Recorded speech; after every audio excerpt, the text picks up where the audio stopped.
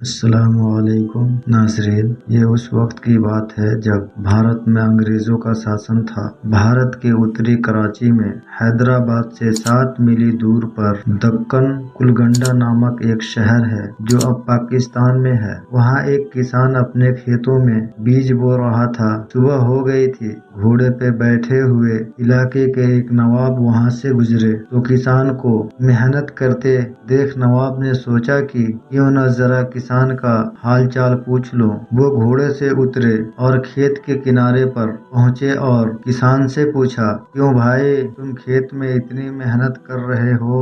کسان: کما لیتا ہوں۔ کتنا کما لیتے ہو؟ کیا کوئی فائدہ ہوتا ہے یا نہیں؟ کسان نے سر اٹھایا اور نواب سے پوچھا، کیا فائدہ نواب صاحب؟ فصل کاٹنے کے بعد میں اسے 4 بھاگوں میں بانٹتا ہوں۔ نواب نے پھر پوچھا، اچھا آپ اتنا 4 بھاگوں کو کیسے خرچ کرتے ہو؟ کسان نے جواب دیا، نواب صاحب ایک حصہ تو سرکار کے گھر میں جاتا ہے، دوسرا حصہ خرچ دکان میں ختم ہو جاتا ہے، تیسرا حصہ ادھار دیتا ہوں اور باقی چوتھا حصہ ایسے ہی اڑا دیتا ہوں۔ کسان کی یہ عجیب و غریب باتیں سن کر نواب بہت حیران ہوا۔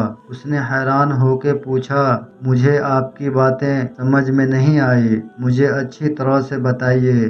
آپ ادھار چکاتے ہیں اور کر بھی دیتے ہیں، پر ایسا کون سا قرضہ ہے جو آپ ہر فصل پر چکاتے ہیں، اور پھر وہ کون ہے جسے آپ ہمیشہ ادھار دیتے ہیں اور پھر ایک چوتھائی حصہ آپ ایسے ہی اڑا دیتے ہیں؟ کسان نے جواب دیتے ہوئے کہا، نواب صاحب سچ تو یہ ہے کہ میرے پتا نے ایک ساہوکار سے پیسہ ادھار لیا۔ پتا کے مرنے کے بعد میں ان کا بیاج چکاتا ہوں اور سرکار کو کروں کا ایک حصہ چکاتا ہوں، دوسرے حصے کا بھگتان کیا جاتا ہے اور تیسرا حصہ کسے دیتے ہو؟ نواب نے پوچھا۔ کسان نے کہا، میں اسے اپنے 2 بیٹوں پر خرچ کرتا ہوں تاکہ وہ بڑھاپے میں مجھ پر خرچ کر سکیں۔ نواب نے پوچھا، اور آپ اس حصے کو کیوں برباد کرتے ہیں؟ کسان نے کہا، میری بھی ایک بیٹی ہے۔ آپ جانتے ہیں کہ آج کل دہیج کے بنا کوئی شادی نہیں ہوتی، بیکار کی رسم ہے۔